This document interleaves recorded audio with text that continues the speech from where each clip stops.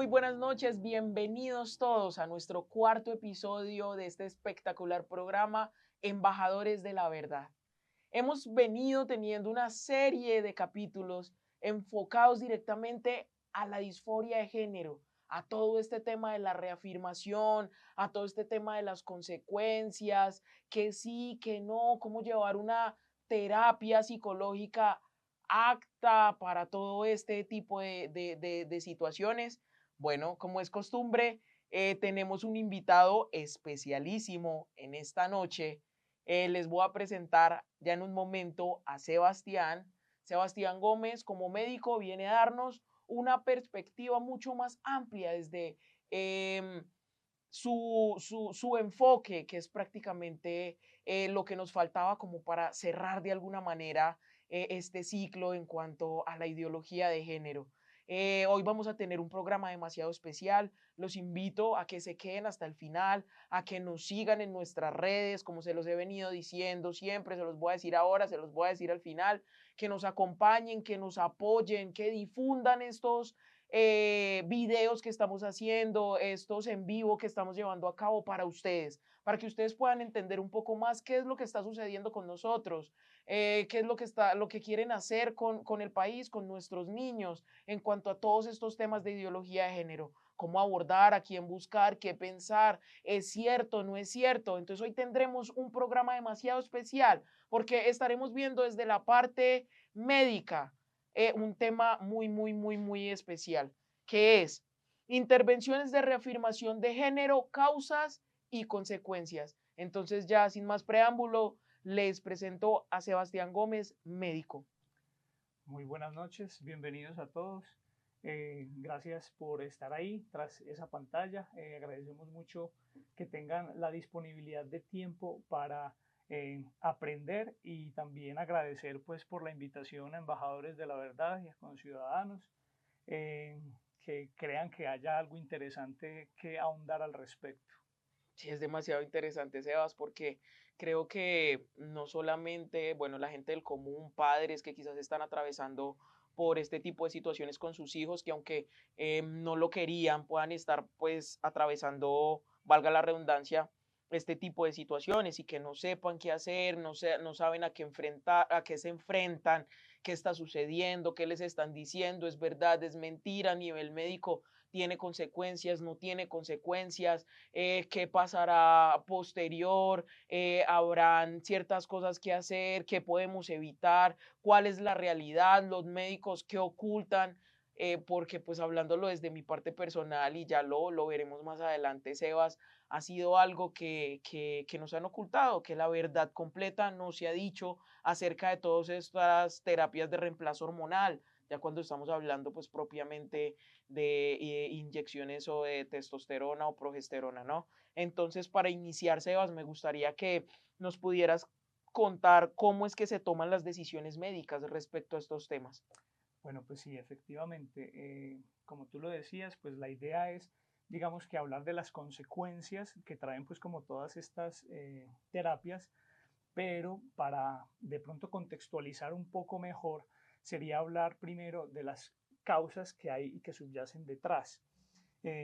Para contextualizarlos un poco sobre el quehacer médico, por ejemplo, Karen, tú has escuchado esa frase que dice, los médicos tienen que estudiar toda la vida. Sí, Sí, sí, sí, sí. entonces, no es nada falso, es completamente cierta esa frase. A mí me la decían muchas veces mientras estaba estudiando pues, el pregrado.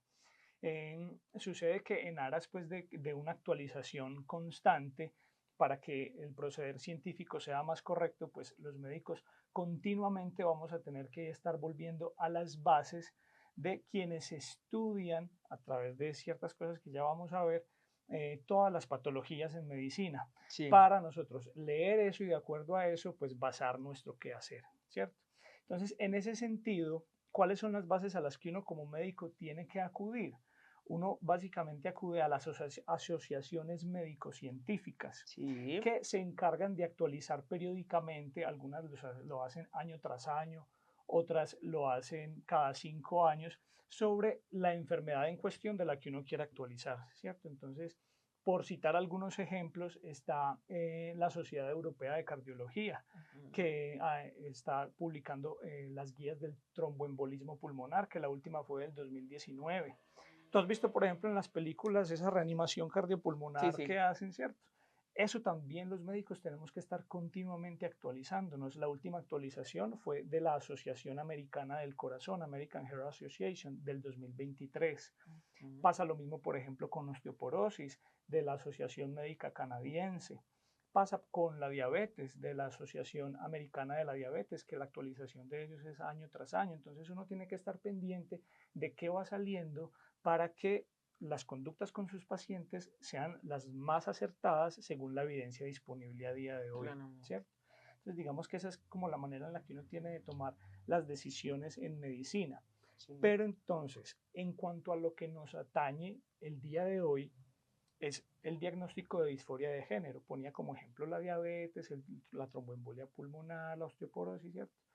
Hay una asociación que se encarga de actualizar los lineamientos periódicamente respecto a la disforia de género. ¿Cuál es esa? La UPAD, la World Professional Association for Transgender Health, es decir, la Asociación Mundial de Medicina Transgénero o la Asociación Mundial Profesional de Medicina Transgénero. Nos vamos a referir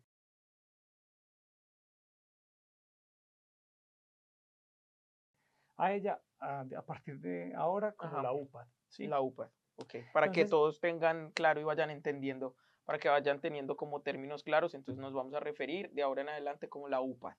¿Listo? Listo, Seba.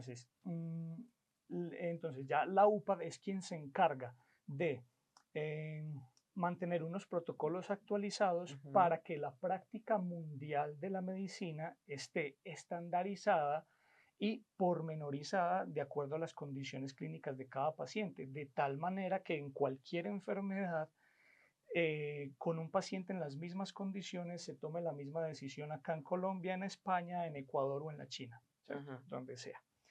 Eso por un lado, ¿cierto?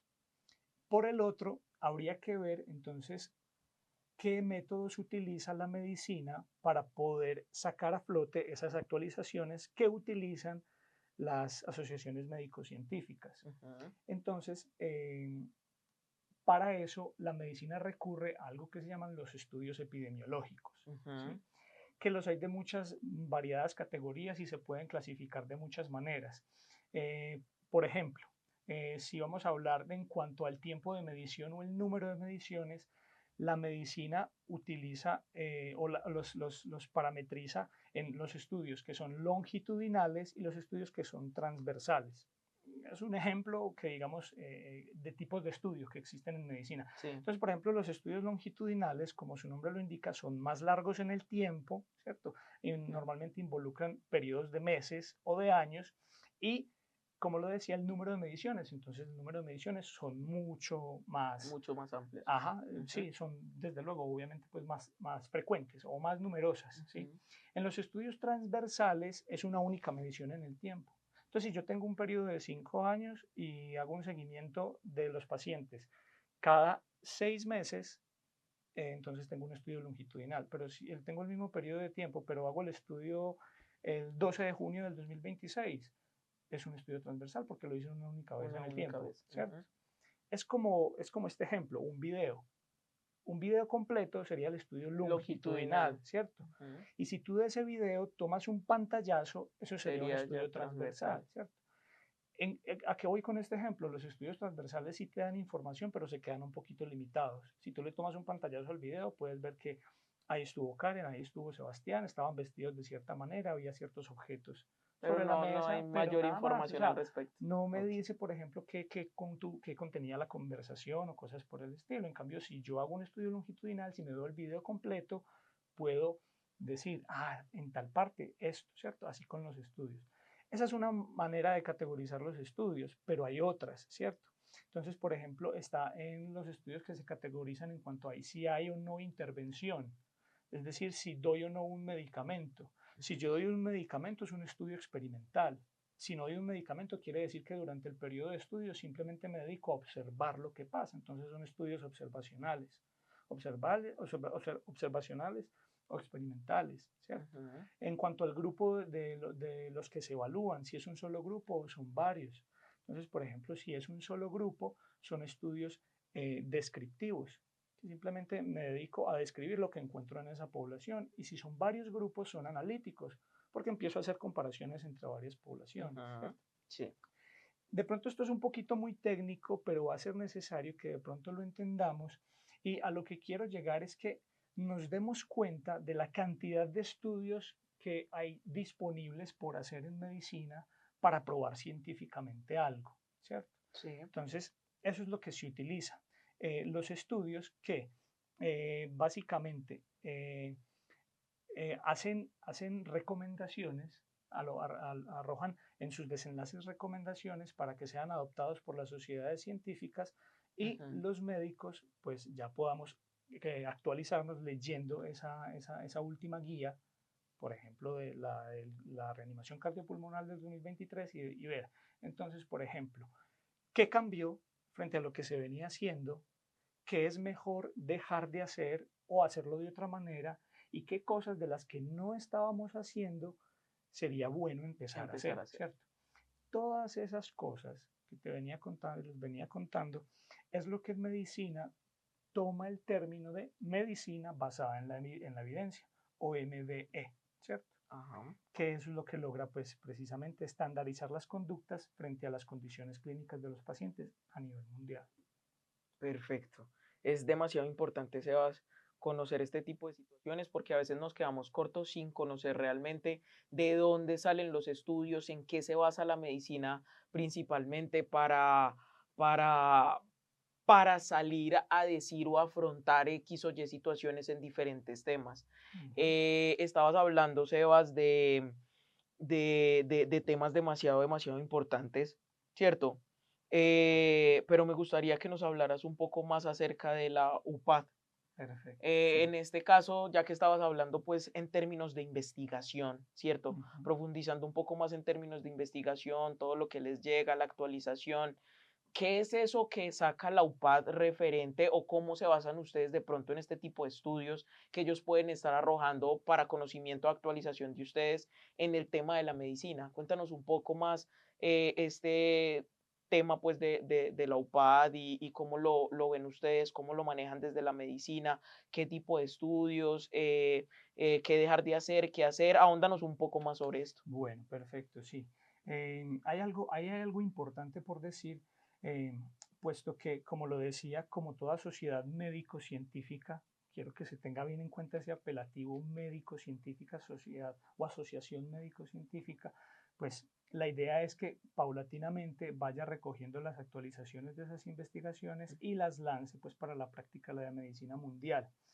Solo que hay que hacer un hincapié en cuanto a que no siempre esa asociación se llamó como se llama actualmente. Ujú. Hasta el 2007 fue la Asociación Internacional de Disforia de Género, ¿sí? Y que estaba a cargo de un médico, del presidente para el entonces del 2007 con esa asociación. Y en ese caso yo sí quisiera citar textualmente las palabras del doctor Stephen Levine, que renunció al cargo de presidencia que tenía en esa asociación porque, decía él, textualmente abro comillas, la organización y sus recomendaciones han pasado a estar dominadas por la política y la ideología, en lugar del proceso científico. ¿Sí? Entonces él decía Entiendo. que esa asociación se estaba como politizando, ideologizando y prefería dar un paso al costado, ¿cierto? Ujú. Entonces eso sería como una primera alarma, ¿cierto? Que nos dice, pues algo está pasando ahí. Pero bueno, la cosa quedó ahí y esa asociación cambió tanto de miembros y dirigentes como de nombre. Pasó de llamarse la Asociación Mundial de Disforia de Género a la UPAD, ¿cierto? Y a partir de entonces, la UPAD es la que se ha encargado paulatinamente de actualizar los protocolos que se siguen a nivel mundial de disforia de género y se han seguido durante este resto de año, pues casi 17, ¿cierto? Ujú. Desde el 2007, a partir de entonces. Entonces esa es la asociación que está detrás de lo que actualmente se hace en todos los países. Las intervenciones que se hacen en reafirmación de género, bien sean cirugías para reasignación o cambio de género o la hormonización, bien sean bloqueadores de la pubertad o terapias hormonantes feminizantes o masculinizantes, detrás de todo eso está la UPAD, quien da las directrices de cómo se hace, cuándo, por qué, todo. Increíble, Sebas, lo que nos cuentas y qué importante es tener todo este tipo de conocimiento, porque si bien hablabas de esas palabras textuales que decía Stephen Levine, Ujú. ¿cierto? Que prácticamente decide renunciar porque está viendo que esa asociación, esa organización, eso que se fundamentaba quizás en unos estudios claros y verídicos, se estaba viendo desvirtuado, se estaba Desde viendo de luego. pronto un poco ya más politizado, ya algo más impuesto, algo visto desde lo científico, visto algo que prefiere dar un paso al costado y que empezara pues como la era que tenemos ahora. Pero tú decías algo y es que se prendió la primera alarma, Ujú. ¿cierto? Eso Exactamente, quiere decir que hubo muchos más alarmas detrás. es verdad. Cuéntanos un poco, Sebas, qué otras alarmas se pudieron haber encendido con la UPAD y todo ese movimiento pues que empezó con el tema de la reafirmación de género y la estandarización de la reafirmación. Perfecto, excelente, sí. Pues yo creo que, digamos, esa pregunta y este programa jamás fue tan oportuno por el hecho mismo de que, digamos que la segunda alarma se prendió recientemente, ¿sí?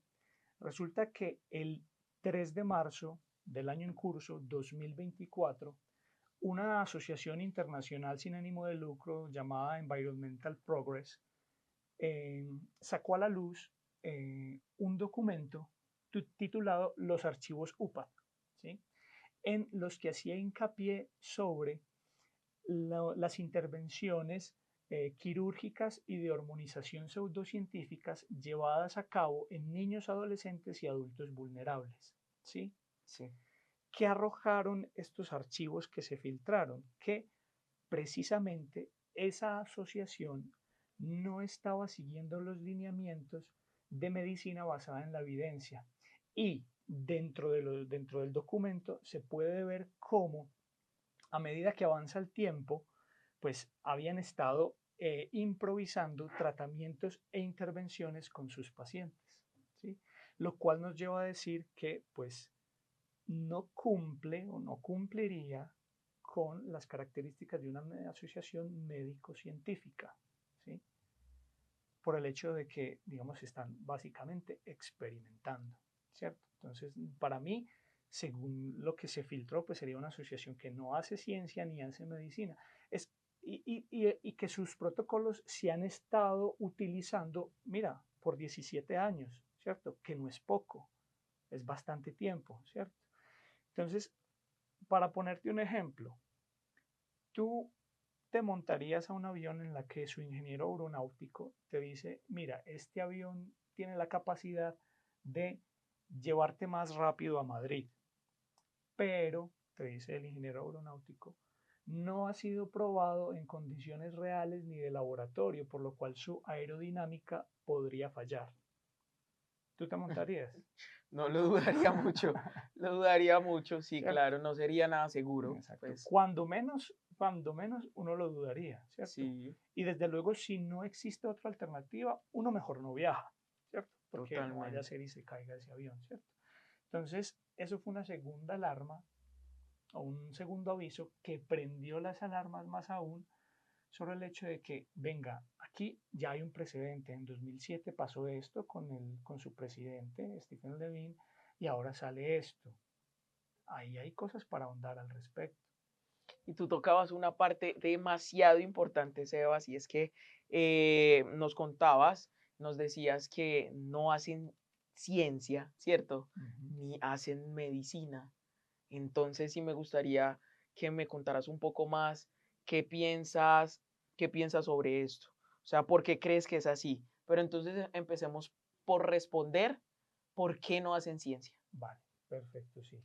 Entonces, como te lo esbozaba, eh, creería yo que pues básicamente no hacen ciencia porque eh, no siguen los estándares de medicina basada en la evidencia, ¿sí? Ujú. Sino que se ha visto que sus protocolos están guiados más bien por política y pseudociencia. Obviamente se utilizan medicamentos que funcionan, pero que no han sido estudiados en ciertos escenarios, ¿cierto? Entonces por eso hablamos de pseudociencia. Se utilizan, digamos, cosas que han sido desarrolladas por la ciencia, pero no han sido completamente estudiadas en los escenarios en los cuales se utiliza, ¿cierto? Entonces, yo creería que han pasado de una medicina basada en la evidencia, una MVE, a una MVI. Esto sí yo no lo he leído en ninguna parte, pues creo que sería así, una MVI, una medicina basada en la ideología, ¿sí? Ok, Básicamente sí. una ideología basada en caprichos de personas que demandan ese tratamiento, ¿cierto? Entonces, eso también es bastante diciente porque habla de el espectro de la medicina que se ha abierto en los últimos tiempos, Sí. algo que se llama medicina del deseo, ¿sí? Medicina del deseo fue un término acuñado por primera vez por un psicólogo clínico alemán, el doctor Matthias Kettner, si no estoy mal, ¿cierto? Él lo llamaba en inglés wishful medicine, que traduce literalmente medicina del deseo. Pues obviamente él utilizaba unos términos en alemán que yo, pues para mí son impronunciables, ¿cierto? Pero ¿a qué hace referencia esa medicina del deseo? A que ya actualmente las personas no solo están esperando en la medicina una institución o una disciplina en la cual se pueda encontrar la cura a su enfermedad Ujú. o si no la cura, la dolencia para los sufrimientos que ella implica, sino el cumplimiento de sus deseos y caprichos, ¿sí? Sí. Eso se llama medicina del deseo, ¿cierto? Entonces, si lo, esto es bastante interesante porque a todo esto se le puede ir sumando otras disciplinas como la filosofía, la antropología, incluso la moral, la ética y la religión tienen cosas que decir aquí y que aportarlo, ¿cierto? Claro. Entonces, por ejemplo, Aristóteles decía que la naturaleza del deseo no conoce límites y hay hombres que viven únicamente para lograr colmarla, ¿sí? Y pues obviamente sabemos que somos seres pensantes y no debemos vivir solamente por el deseo. Claro. Un ejemplo muy sencillo que pues, muchas personas conocen, el del bebé de 1 o 2 añitos que está jugando con un cuchillo, ¿cierto? Sí. ¿Cuál sería? Él quiere jugar con ese cuchillo, es su deseo, ¿cierto? Pero ¿cuál sería la conducta de un adulto responsable que lo ve? Pues obviamente retirarle el cuchillo Quitárselo para porque que se no puede se hacer haga daño. daño, ¿cierto? Entonces, ¿qué pasa? Puede que no se sienta bien el bebé, pero va a estar bien. Por un momento va a ser berrinche, va a ser pataleta, va a llorar porque le quitaron con lo que estaba jugando, ¿cierto? Pero eso va a que lo retiren, va a evitar que se haga daño. Entonces, va a tener bienestar, aunque no va a tener un bien sentir, ¿sí? Lo que pasa es que con esto de la medicina del deseo está primando más el bien sentir que el Que el bienestar. bienestar. Así es, qué increíble. Qué increíble poder comprender este tema de la reafirmación desde una visión ya más profunda y en cuanto a la medicina, tener las razones, mirar, ahondar, que tengamos fundamento, que es lo que siempre les hemos dicho, que podamos a través de estos programas tener un fundamento para poder hablar, ¿por qué no? Desde la parte psicológica, desde la parte médica, desde la parte testimonial, ¿por qué no estar quizás de acuerdo con este tipo de ideologías que lo que hacen es eso, implantar ciertas cosas que a la hora de la verdad no tienen un fundamento alguno y que van más quizás desde la razón del ser humano y el querer, como hablaba Sebas ahorita, y la medicina del deseo, eh, de, de, de la realidad, de la profundidad de todos estos temas. Entonces, listo, Sebas. Nos hablabas primero de que no hacían ciencia y no hacían medicina, ¿cierto? Ya nos Ujú. hablaste de por qué pensabas de que no era ciencia. Ahora háblanos del por qué no medicina. Perfecto, sí. Eh, ya creería pues desde luego que por el hecho mismo de que no hacen medicina, son por dos principios básicos que se utilizan en medicina a la hora de implantar un tratamiento, ¿sí? Ujú. Que son el primum non nocere, que es una máxima en latín y que hace parte del juramento hipocrático, y el consentimiento informado, ¿sí? Sí. Entonces, antes de pasar a eso, me gustaría enfatizar en algo y es que pues con esto de la medicina del deseo, pues se está volviendo un reto para la práctica de la medicina actualmente, por el hecho mismo de que según cifras de la OMS del año 2022, noviembre del 2022, en el mundo existían 0.3 a 0.5% de personas transgénero, sin hablar del resto del colectivo LGTBIQA+, ¿cierto? Solamente de las personas transgénero. Si nosotros hablamos eso en porcentaje, es muy poquito, un 0.3 a 0.5 comparado con un 100% es muy poquito, pero Sí. cuando uno hace el cálculo, estamos hablando de 24 a 40 millones de personas actualmente viviendo con disforia de género y haciendo pues su tránsito Ujú. al sexo opuesto, es decir, con disponibilidad para hacerse estos tratamientos, ¿sí? Entonces, ¿qué pasa? Eso pone en hincapié el reto al cual se enfrenta la medicina, ¿cierto? De que cada vez hay más personas deseando ser intervenidas mediante estos métodos, bien sea la cirugía o la hormonización, ¿cierto? Sí. Entonces, ¿qué ocurre con la pregunta que me decías? ¿Por qué no es medicina? En primera instancia, por lo que ya comentábamos, ¿cierto? Sí. Porque la medicina no propende al bien sentir, sino al bienestar. Sino el bienestar. Y porque, como te decía, el primer principio rector de la medicina es el primum non nocere, y yo sé que con esto van a estar de acuerdo todos los médicos que puedan ver este video, o personas del ámbito del área de la salud. Ujú. El primum non nocere, el primero no hacer daño, hace parte de ese juramento hipocrático que la medicina lleva, valga la redundancia, jurando dentro de los últimos 2500 años, en los cuales el profesional se compromete de ninguna manera dañar a alguien en su persona, ¿cierto? Eso, digamos que en cuanto a la medicina actual a día de hoy, ¿en qué se traduce? Se traduce en el riesgo-beneficio, ¿cierto? Que también es un principio de la bioética. Es Sí. decir, cuando yo voy a darle un tratamiento, una intervención a algún paciente, los riesgos de ese tratamiento no pueden superar nunca o no deberían superar nunca los beneficios, ¿cierto? Porque estaría Claro. inclinando la balanza hacia los riesgos, lo cual pues no sería ético. Así es. Así es, Sebastián. Bueno, es demasiado importante conocer, por ejemplo, estos términos y en lo que se fundamenta una verdadera medicina, el juramento por parte de las personas y el área de la salud, que son los que se encargan, pues, como de esa atención primaria con la persona en cuanto a términos de salud. Y nos hablabas como ese primer principio. Y nos hablabas de otro principio que nos gustaría también conocer y es eso del consentimiento informado. Dentro de estas terapias de reafirmación o dentro de todos estos procedimientos de reafirmación, ¿qué papel importante cumple el consentimiento informado?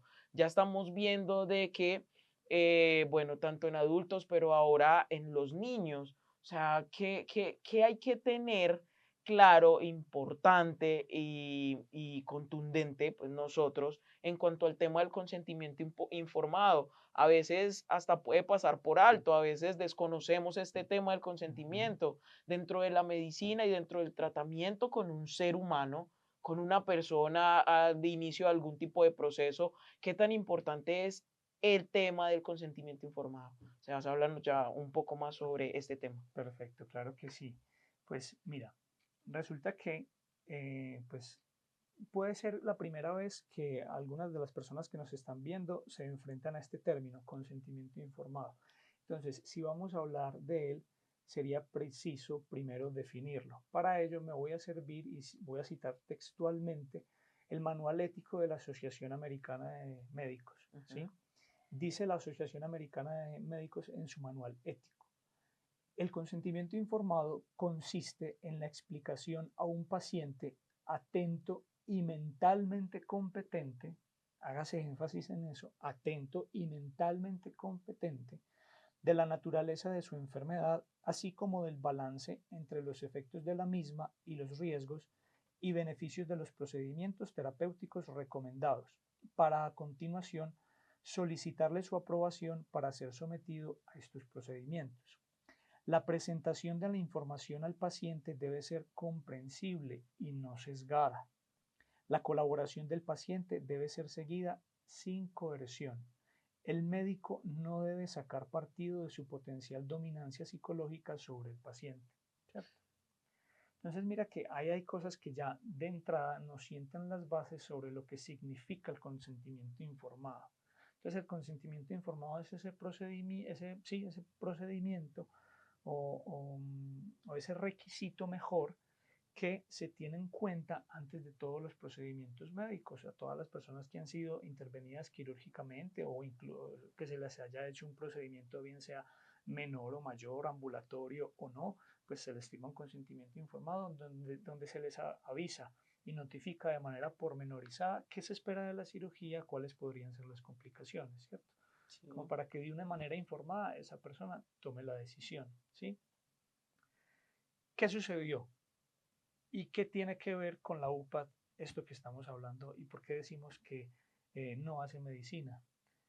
Porque según los archivos filtrados en los que se incluyen también pantallazos, pero pantallazos de las conversaciones que tenían ellos en foros internos, en chats de Zooms, se ve que ellos estaban admitiendo que dentro de los tratamientos que se estaban haciendo a niños, muy probablemente estaban, digamos, incluyendo a niños con trastornos cognitivos, ¿sí? Entonces se habla probablemente de chicos que tenían trastornos del espectro autista, ¿sí? Y han sido metidos en el diagnóstico de disforia de género para darles el tratamiento, ¿sí? Y no solo eso, sino que la misma organización había puesto como parámetro cierta edad a partir de la cual, no antes, a partir de la cual podrían utilizarse los tratamientos hormonales, que era de 16 años, ¿sí? Sí. Pero en el 2022, de la nada, esa misma organización borró los parámetros de edad porque resulta que con aquello de la medicina del deseo, sí, estaban surgiendo chicos de menor edad que querían optar por esas terapias, ¿sí? Entonces, como ya lo estaban haciendo, borraron para no ser tildados o demandados de que no estaban siguiendo los protocolos. Entonces, mira que se estaban metiendo en el diagnóstico de disforia de género a chicos que probablemente no lo tenían y que su trastorno era otro, y a chicos de menos de la edad que en un principio se había recomendado sin estudios que lo avalaran. Y que es delicado lo que dices, Sebas, porque algo en lo que leías tú de la definición propia y textual que lo decías, tocabas algo clave y es mentalmente competentes. Exactamente. Mentalmente competentes. Hombre, estábamos hablando y estabas precisamente hablando también, tuve la oportunidad de revisar y ver los pantallazos y todo lo que se filtró de la UPAD y me llamaba mucho la atención el tema de que estuvieran incluyendo enfermedades cognitivas. Entonces, ¿cómo podemos estar hablando de la definición de consentimiento informado de personas mentalmente competentes donde ya se está de alguna manera violando algo que ya no está? Porque pues una persona con un diagnóstico mentalmente previo, pues podríamos decir que no es mentalmente competente, debido pues a que no está en su facultad mental total para tomar este tipo de decisiones. Y a eso incluyamos el hecho de que la edad, que si antes era de 16, merma, ¿cierto? Entonces estaríamos ya hablando incluso de niños como pasa en nuestro país, en Colombia.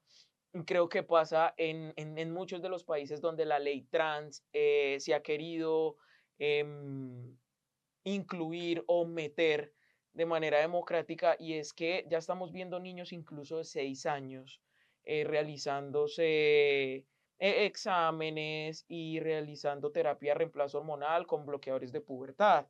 Entonces ahí diríamos, bueno, ¿y qué mentalmente coherente o qué mentalmente apto podría estar un niño de 6 años para tomar una decisión que posiblemente lleve por el resto de su vida o que pueda tener complicaciones de las que ya vamos a hablar, pero que totalmente desconoce, porque no sé si estás de acuerdo conmigo, Sebastián, Ujú. pero un niño a los 6 años, a los 5 años, no sabe ni qué quiere desayunar. O sea, si tú le dices como quieres pan con chocolate o quieres huevos con arroz, pues va a tener un momento donde va a estar claramente en una situación de decisión a nivel cerebral y Ujú. posiblemente te diga quiero huevos con arroz y a los 5 minutos te cambie la idea y te diga no, no, no, pan con chocolate. Entonces, este tipo de decisiones se están dándole una aprobación a los niños para empezar a realizar este tipo de intervenciones. Entonces, sí me parece complejo y delicado que no se tenga en cuenta, pues, como el tema propio del consentimiento informado, ¿no? En los chicos, en los chicos, desde luego que existe el consentimiento informado. No estamos diciendo que no, ¿sí? Ujú. Solo que en los menores de edad, el consentimiento informado tendría una variación. Ya no sería solamente consentimiento informado, sino que el detalle que se le añade sería un consentimiento informado asistido, ¿cierto? ¿Asistido por quién? Por sus padres o tutores legales y de ahí para adelante otras personas que la ley establece, ¿cierto? Eso se puede hacer, ¿sí? ¿Qué estaba pasando con la UPAD? Ujú. Que, de hecho, si mal no recuerdo, incluso en la página 11 de esos archivos, que cualquiera que se meta a Google, a Internet, puede encontrarlos, poner los archivos UPAD o de UPAD Files, le sale. Es un archivo de 241 páginas, si mal no recuerdo, leí grandes apartados pues, de este archivo, de este documento, en- se evidenciaba que en uno de los chats de la compañía, una psicóloga infantil que hace parte de la UPAD y que estuvo detrás de la diagramación de los protocolos para intervenciones en niños transgénero, ella decía, y también cito textualmente, que, que varios niños, o muchos de ellos, están fuera de su rango de desarrollo para comprender hasta qué punto algunas de estas intervenciones médicas los están impactando. Imagínate, ¿cierto? Que es un impacto que desde Claro. luego va a tener sus consecuencias de por vida. Pero entonces, ¿qué sucede? Ahí supliría, digamos, lo que sería el consentimiento informado asistido. Pero muchas veces no han dejado asistir a los padres en ese consentimiento informado y en la aceptación de esos procedimientos, básicamente porque la conducta sexual de los padres es cisgénero, ¿sí? Sí, Entonces, que ellos no tienen la suficiente capacidad, para puesto que no comprender. son transgénero, Ujú. para comprender la situación en la cual se encuentra el niño. Entonces, ¿quién debe Tomar decidir la ahí? decisión es el El niño. chiquito, ¿cierto? Entonces, Es increíble. si estamos hablando de que se estaba sometiendo a personas que no son mentalmente competentes, a niños, en los cuales también se ha descrito científicamente que la capacidad para tomar decisiones, como tú lo decías ahora, o la anticipación de consecuencias todavía no ha madurado en la corteza prefrontal, ¿sí? Entonces, mira todas las implicaciones que tiene detrás esto. O sea, no Sí. sería correcto un consentimiento informado dentro de esas circunstancias.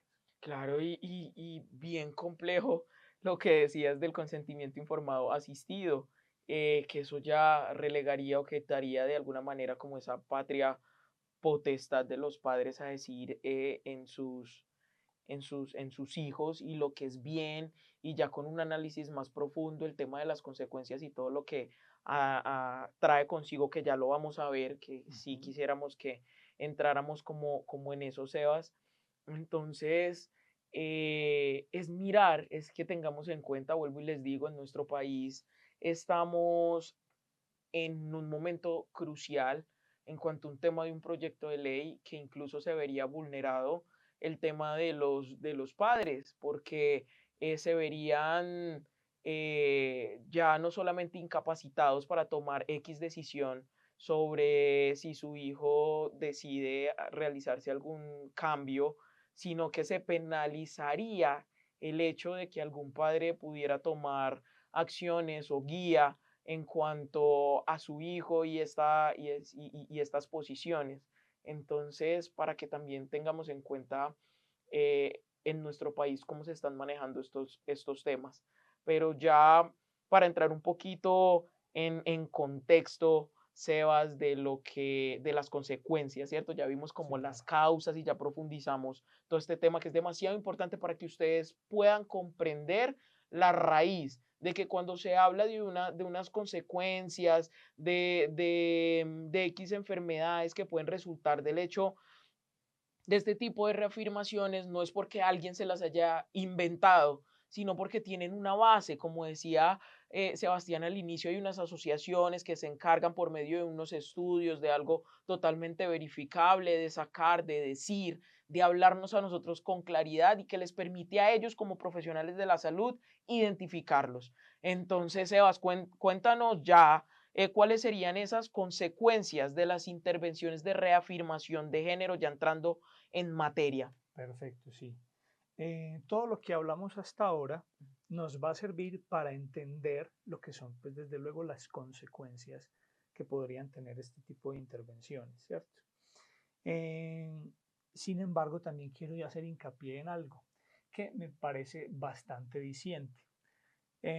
Para preparar este programa, yo desde luego también pues estuve estudiando unos días como para traer evidencia reciente, ¿sí? Me encontré con un estudio que, pues, de pronto parafraseando un poquito el título, decía consecuencias y complicaciones de la hormonización en personas transgénero, algo como eso, ¿cierto? En una página de una revista científica sobre la cual yo consulto, pues, básicamente a diario, o sea, o semanalmente, siempre estoy metiéndome en esa página porque pues confío mucho en ella, es una revista científica pues de probada categoría y crédito. Y resulta que le di clic al Al link. link y, oh sorpresa, error 404, page not found, página no encontrada, ¿cierto? Ujú. ¿Tú sabes a mí cuándo me había pasado eso con esa revista? Nunca. Nunca, nunca, nunca. Porque es que de hecho cuando uno se mete a buscar al respecto, la bibliografía que encuentra es muy resumida, muy poquita, ¿sí? Y eso de error 404 page not found, tenlo por seguro que si se publicó, porque si el título estaba es porque Porque hubo ese una archivo publicación. se publicó, hay una censura de difusión, ¿sí? Y no solamente hay censura de difusión, yo estoy bastante seguro y por eso es que no hay muchos estudios al respecto de que si no se logra censurar su desarrollo, se censura su Su publicación. publicación, Y sí. si no se logra censurar su publicación, se censura su divulgación, ¿cierto? El hecho es que, bueno, a la final me puse a buscar en otras páginas y pude encontrar el archivo, ¿cierto? Que hablaba pues sobre estas complicaciones de los tratamientos y esas intervenciones de reafirmación. Y algo que encontré bastante diciente, ya hablando pues propiamente dentro de ese artículo, hacían una revisión eh, de otros tres estudios.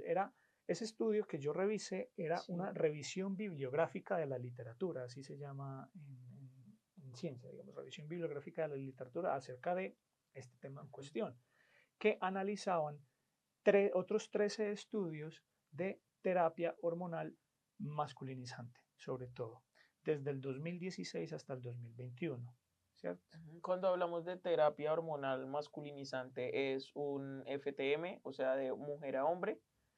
Sí, Ujú. perdón, no, terapia masculinizante, perdón, feminizante, qué pena contigo, fue feminizante, Feminizante, sí, ok. fue feminizante, O porque esto es sea, importante frente a los explícales un desenlaces. poquito, Sebas, a todos de pronto ese feminizante Ujú, es cuando hay un cambio, cuando nosotros hablamos de transición, es porque nace como hombre biológico, ¿es así?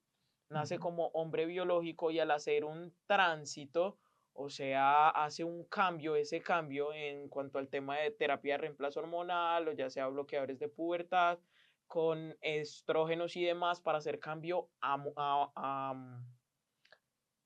no, a mujer. de hombre a mujer, ¿cierto? Eso es Ujú, lo que nos estás diciendo. O sea, ese feminizante es un cambio de un hombre biológico a exactamente, una mujer. sí, Listo. en eso se basaba pues el estudio. Eran hombres que iban a hacer el tránsito hacia A mujer. a mujer, ¿sí? Y pues está la terapia hormonal feminizante, tránsito de hombre a mujer, y la terapia hormonal masculinizante, tránsito de mujer a A hombre, hombre. ¿cierto? Con medicamentos, ¿sí? Sí. Entonces, el estudio, pues valga la redundancia, desde luego, revisaba y estudiaba esas otras tres investigaciones para sacar sus conclusiones. Pero ¿sabes de qué me di cuenta? De los 13 estudios, de los 13 eran transversales. Los 13, Ninguno era ninguno era longitudinal que hablábamos al longitudinal, inicio. ¿cierto? Entonces, como que no hay, no, de pronto disposición sí hay, ¿sí? Pero hay quien no, hay personas a las que no les interesa que de pronto se hagan estudios longitudinales al respecto, ¿cierto? Porque traerían mayor evidencia acerca de las Claro. consecuencias, porque como lo decíamos, los transversales son una foto en el tiempo, un pantallazo, los longitudinales siguen siendo buenos los transversales porque siguen siendo estudios epidemiológicos, pero los longitudinales me darían mayor información. ¿Qué pasa? En los longitudinales hay más tiempo para que las personas que no están interesadas en que eso se estudie se den cuenta y hagan lobby. Claro. Y las personas que estaban investigando desistan de hacerlo, porque no quieren entrar en conflictos, Claro. ¿cierto? Entonces, ya entrando en materia, lo que tú me decías, pues digamos que para hablar pues de estas causas y consecuencias, o ya mejor las consecuencias, habría que hablar de lo que son las características sexuales, ¿cierto? Claro. Las características sexuales eh, se dividen, desde luego, en dos, ¿sí? Están las características sexuales primarias y características sexuales secundarias. Las primarias, pues como su nombre lo indica, están ahí desde un principio, ¿cierto? ¿Cuáles son las características sexuales primarias? Entonces lo podemos ver, eh, por ejemplo, en estos modelos anatómicos. Las características sexuales primarias en mujeres serían desde luego la vulva, la vagina, el útero y las gónadas, que en el caso de las mujeres son los Son los ovarios, ¿cierto? ovarios. Son los órganos sexuales. Y la capacidad que las gónadas, ovarios en mujeres, tienen para producir sus hormonas, los estrógenos, ¿sí? Que son cuatro. Los Ujú. estrógenos son cuatro: estrona, estetrol, estriol y estradiol. Eso suena un trabalenguas muy bravo, pero básicamente el más importante y el que ejerce sus efectos en el resto del organismo es el estradiol, ¿sí? Ujú. Sí, Vamos a dejarlo en estrógenos, pero que sepamos que detrás de ese, el que lleva la batuta es es el el estradiol, y estradiol. hay otros tres pues, que tienen menor importancia, pero también, ¿cierto? Esas son las características sexuales primarias en mujeres, ¿cierto? Sí. Y en hombres, pues vamos a su contraparte, desde luego, también serían los órganos sexuales externos e internos. Entonces, el pene, los testículos y la próstata. No estoy señalando la próstata, estoy señalando la vejiga queda ahí debajo la próstata queda ahí debajo de la De vejiga, la ¿cierto? vejiga. Más pequeña. ¿Cierto? Y la capacidad que tienen los testículos para producir hormonas, ¿sí? Que son los andrógenos, de los cuales el principal es la testosterona, Testosterona. ¿cierto? Entonces esas serían las características sexuales primarias, ¿sí? Y ya las características sexuales secundarias son aquellas que empiezan generalmente, y pues desde luego, con la pubertad, ¿sí? Hasta la vida adulta, ¿sí? Que se van adquiriendo conforme ese desarrollo madurativo que tienen las gónadas y su mayor trabajo de producción, ¿sí? De hormonas. Sí. Entonces, en los hombres, desde luego, ¿cuáles serían esas características sexuales secundarias? Pues el crecimiento de vello facial, el ensanchamiento de la cintura escapular. Los hombres, desde luego, somos más espaldones, Ujú. ¿sí? Y la salida de vello facial, de vello corporal. El resto de vello corporal en las cuatro extremidades, el pecho, la panza, la espalda y vello púbico. Sí. En las mujeres, las características sexuales secundarias serían entonces eh, una maduración de la voz, que no ocurre pues como en los hombres, que hay engrosamiento de la voz, por decirlo de alguna manera, pero sí hay una maduración de la voz, el crecimiento de las mamas, el ensanchamiento de las caderas, las mujeres de por sí son más caderonas, Sí, ¿sí? Y también pues los cambios del vello corporal, la axila la zona púbica también, ¿cierto? Esos son los cambios, las características sexuales femeninas secundarias, ¿sí? Entonces, ¿qué pasa? La pregunta que me hacías básicamente va dirigida a qué. Entonces, las terapias de reafirmación de género van dirigidas a cambiar estas características sexuales. En el primer caso de las características primarias, puesto que no hay medicamento que revierta eso, pues a lo que se recurre al bisturí, ¿cierto? A las sí, cirugías de reafirmación de género. Entonces están las vaginoplastias, están las faloplastias, para crear, pues digamos, así lo denomina la literatura científica, un neopene o un órgano con la apariencia de un pene, y también las orquidectomías y penectomías, es decir, retirar testículos y el pene de tajo, ¿cierto? sí, Básicamente a eso haría referencia. O también en ocasiones la oforectomía, que sería retirar los ovarios, o la histerectomía, que sería retirar pues, el útero, ¿cierto? sí, Esas son las intervenciones en cuanto a las características sexuales primarias, ¿cierto? De esa manera es que se pueden intervenir, no hay otra, ¿sí? sí, Y las características sexuales secundarias, intervenirlas con las terapias hormonizantes, que sería básicamente suprimir las características sexuales secundarias del sexo biológico para inducir las características sexuales secundarias del sexo con el cual se identifica la persona. En eso en básicamente eso es lo que básicamente. consiste. Entonces, ¿en qué consiste la terapia hormonal masculinizante? A la mujer se le dan andrógenos preparados de testosterona, ¿cierto? ¿En qué consiste la terapia hormonal más Feminizante. feminizante? Al hombre se le dan tanto estrógenos como antiandrógenos, es decir, bloqueadores de la testosterona, ¿sí? Eso es lo que a grandes rasgos desentraña lo que es el tratamiento pues, de esta terapia de reafirmación de ese género. Por un lado la cirugía y por el otro la hormonización para características sexuales primarias y características sexuales secundarias. Demasiado interesante. Sebas, muchas gracias por esta explicación desde lo médico, pero sí me gustaría que nos contaras, por ejemplo, ya con esta supresión hormonal, ¿cierto? O con este cambio de todo el tema de las características secundarias, ¿cierto? Más bien, ¿de qué podríamos estar hablando en medida de los riesgos del uso de estos medicamentos? Pues todos estos suplementos que se inyectan, pues claramente se hace en un cuerpo que no produce esas hormonas de manera natural. Entonces, ¿qué tan riesgoso puede ser el uso de estas hormonas? Por ejemplo, mm, yo les cuento pues que cuando yo estuve en este tema de mi terapia de reemplazo hormonal durante 7 años, habían características propias que se asumían por medio del uso de estas hormonas. Por ejemplo, en el caso que yo estaba haciendo esa terapia masculinizante de la que Uh hablaba -huh. Sebastián, lo que tenía era inyección periódica de testosterona.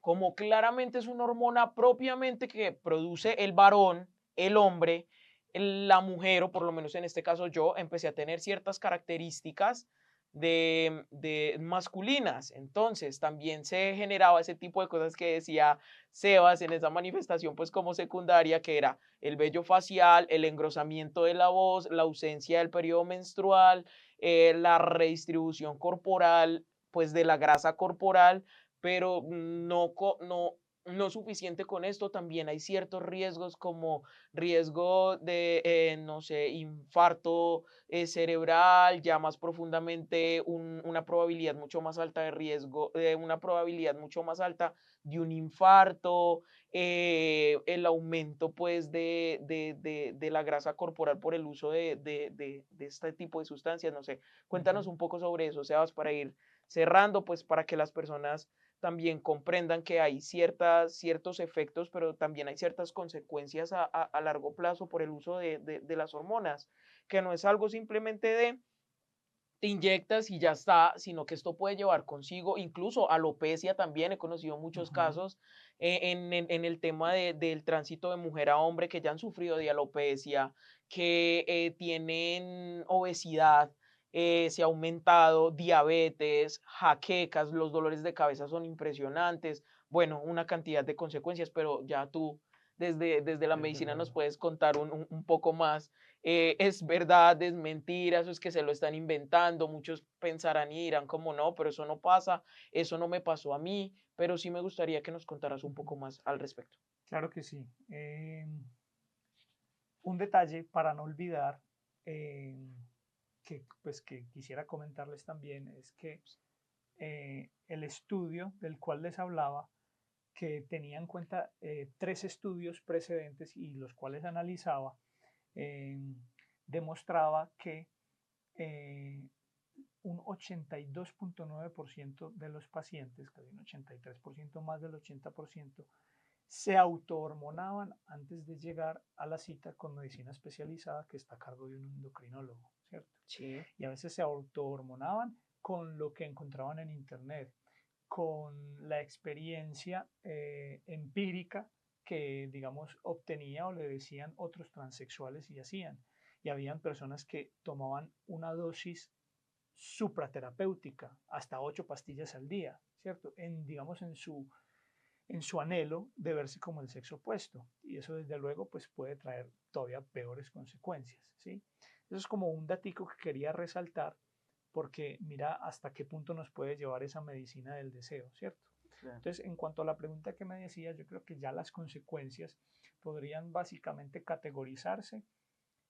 Yo por lo menos las divido en las obvias, las conocidas, las que podrían preverse, las que podrían preverse y las desconocidas, ¿sí? Sí, Entonces, digamos que las obvias, pues desde luego, podrá no ser nada nuevo ni nada relevante o revelador para alguien y es desde luego las intervenciones quirúrgicas, que cuando no son reversibles, pues lo serán en grado extremo, o sea, sí. serán prácticamente irreversibles, ¿cierto? Y básicamente, si una persona que accedió a este tipo de tratamientos se arrepiente, pues suena cruel, pero ¿qué podemos Lastimosamente no hacer? hay nada más que ¿Cierto? hacer, sí. Entonces esas serían como las consecuencias. En primera instancia, la irreversibilidad Ujú. de De una cirugía. las cirugías, ¿cierto? De las intervenciones que se hacen para, para, las, para las características sexuales primarias. Entonces, ya digamos, en cuanto a las conocidas, hay bastanticas, ¿sí? Unas tú las mencionabas y es muy cierto, y sobre todo se resumen en eh, factores de riesgo cardiovascular. Algo que los médicos llamamos factores de riesgo cardiovascular. ¿Cuáles están? El aumento de los triglicéridos en sangre, ¿cierto? Nosotros le llamamos hipertrigliceridemia. La obesidad, ¿sí? Algo que se llama resistencia a la insulina o básicamente para ponerlo en términos comprensibles, la Ya. prediabetes, ¿sí? Que desde luego es a un pie de una diabetes, ¿cierto? Entonces, ¿qué pasa? Esos son factores que van sumando a medida que avanza el tiempo y van haciendo ganar kilometraje para que a largo plazo se puedan hacer o llegue a desarrollarse un desenlace fatal o no, pero de todas maneras bastante eficiente para la salud de una persona, como es un infarto agudo del miocardio, un accidente cerebrovascular. Los accidentes cerebrovasculares pueden ser tanto el derrame que llaman, ¿cierto? Un Sí, derrame de sangre o un ACV hemorrágico que llamamos nosotros los médicos, o también un infarto, ¿sí? Porque es que infarto no solamente le da al corazón, o sea, cualquier zona del cuerpo se puede infartar, la que sea, porque un infarto consiste en que deja de llegarle sangre a un a tejido un tejido. y Ujú. empieza a morir porque se empieza a quedar sin oxígeno, ¿cierto? Entonces, infarto puede dar en cualquier parte, pero digamos que en los que están descritos en la literatura, infarto agudo del miocardio, ¿cierto? Entonces, factores de riesgo cardiovascular, ¿cierto?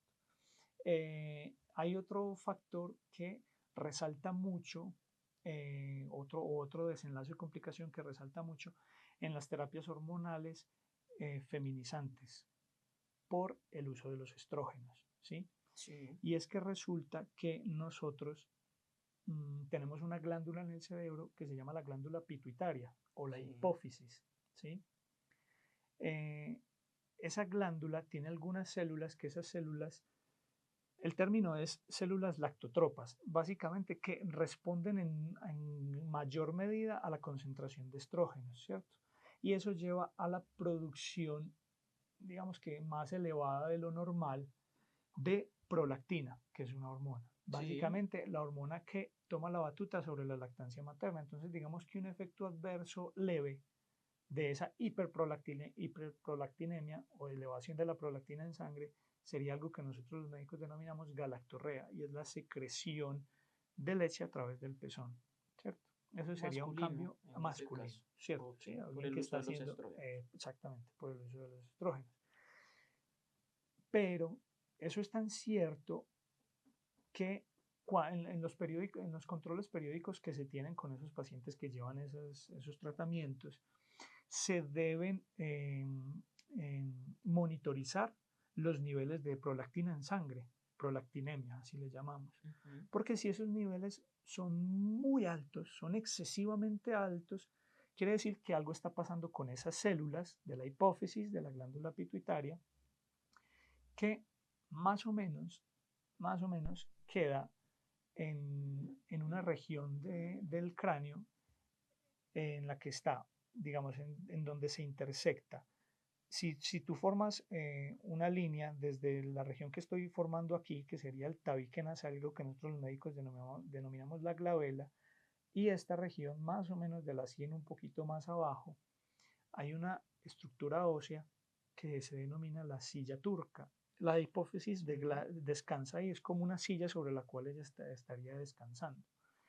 Eh, entonces, como los altos niveles de estrógenos pueden inducir que estén más activas esas células, puede inducir que se creen más células, entonces eso lo denominamos una hiperplasia, que tiene si bien no lo es, tiene el comportamiento como de un tumor, ¿sí?